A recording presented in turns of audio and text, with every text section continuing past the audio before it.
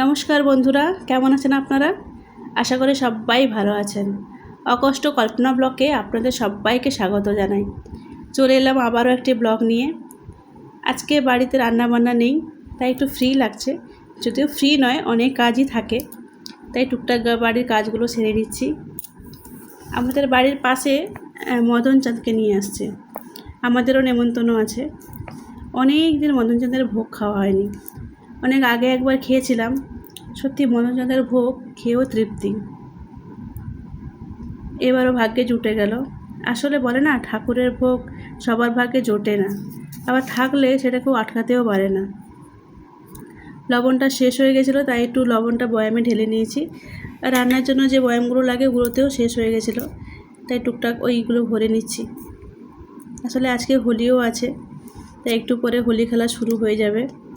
তবে আজ বেশি রং মাখবো না, কারণ একটু পরেই তো আমাদের বেরোতে হবে, তাই বেশি খুব একটা খেলবো না, একটুখানি খেলেই চলে আসবো।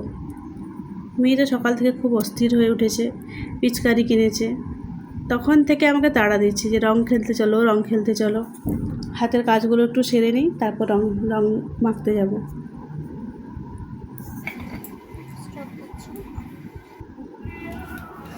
এই দেখো, না না না না না, রং মাখাতে এসছে।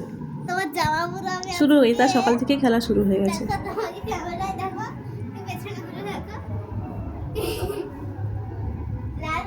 একবার মাখিয়ে তার হয়নি, হয় না। খুব আনন্দ পাচ্ছিস না? বাড়িতে রং পড়ছিল বলে ওকে বাইরে নিয়ে এলাম, চল বাইরে খেলবো। তা বাবার অবস্থা দেখুন, সব রং মেখে ভূত হয়ে গেছে। তার মুখে যেন রং পালিশ করছে, চুপচাপ বসে রং মাখছে। রং মাখতে খুব পছন্দ।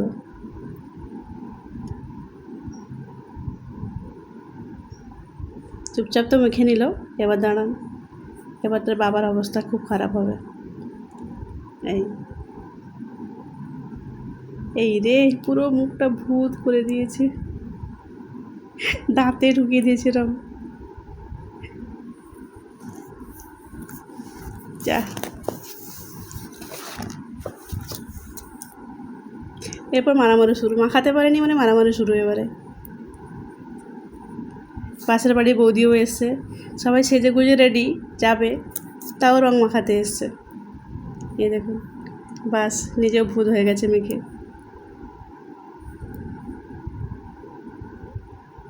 আসলে বাড়ির পাশে মদন চাঁদ আসছে, তো আমাদের বাড়ির আশেপাশে সবারই নেমন্তন্ন আছে, তো সবাই যাব। তাদের এখনও রং মাখা শেষ হয়নি। বললাম স্নান করে নিতে, পাম্পটা চালিয়ে দিলাম। এবার বাইরে ওরাই স্নান করে নেবে, এই পাইপ নিয়ে স্নান করছে।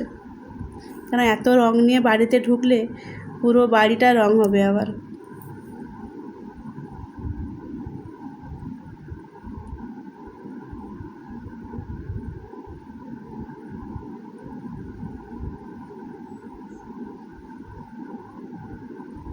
তাড়াতাড়ি স্নান করে নিই, এবার একটু পরেই আমরা বেরোবো।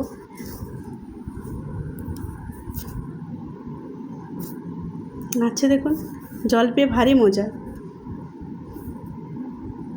জামাটা ভালো কালার করে দিয়েছি। আমরা চলে এসেছি এবারে। এই দেখুন মদন চাঁদ, দেখলে সত্যিই চোখটা জড়িয়ে যায়।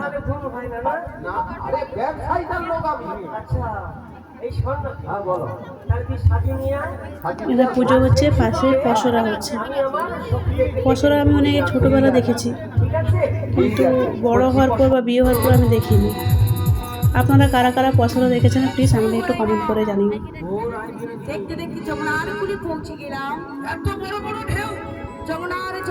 এ হচ্ছে বড়াই মা, রাধা রাধা সখী, কৃষ্ণ এখন আসেনি। কেমন করে যাবো গো বড়াই মা? চল, আমি প্রত্যেকদিন যেমন যাই। কেমন করে যাও গো বড়াই মা? আমি প্রত্যেকদিন তো কাপড়টাকে মাথার উপর তুলে নিয়ে চলে যাই। কিন্তু বড়াই মা, এখানে ব্যবস্থাটা খুব সুন্দর করেছে। এক পাশে ঠাকুর, এক পাশে পসরা হচ্ছে, এক পাশে খাওয়া দাওয়া। আমি কি বলি শোনো না, খেতে খেতে লোক পসরা দেখতে পারবে। বড় বড় ঢেউ আর জল উঁচু হয়েছে। হ্যাঁ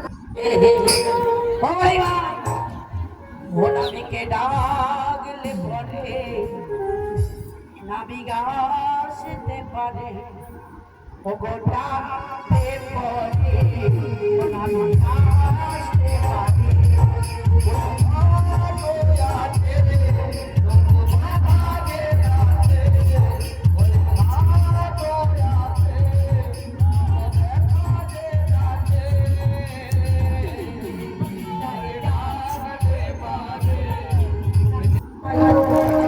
এবারে আমরা ভোগ খেতে বসে গেলাম। প্রথমে কাঁচকলা আলু ভাজা দিয়েছে, ভাত, লেবু আছে, ডাল,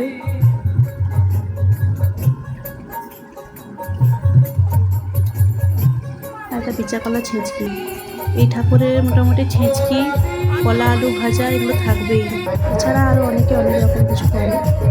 ঘন্ট হয়েছে, এটা রয়েছে এঁচোড়ের তরকারি, পনির ছিল, চাটনি, অনেক কিছু করেছে, পায়েস।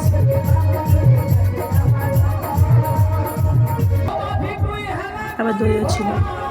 মোটামুটি যা দিয়েছে প্রচুর, খুব সুন্দর খাওয়া হয়েছে, ভোগটা খুব সুন্দর হয়েছে। এই দেখুন মেয়ে আঙুল চাটছে। খাওয়া দাওয়া করে আমরা একটু বসেছিলাম। এই দেখুন কৃষ্ণ এসছে এখানে। যাই হোক, আপনারা সবাই ভালো থাকবেন, সুস্থ থাকবেন, আমার ব্লগ দেখতে থাকবেন, আর ভালো লাগলে সাবস্ক্রাইব করে দেবেন।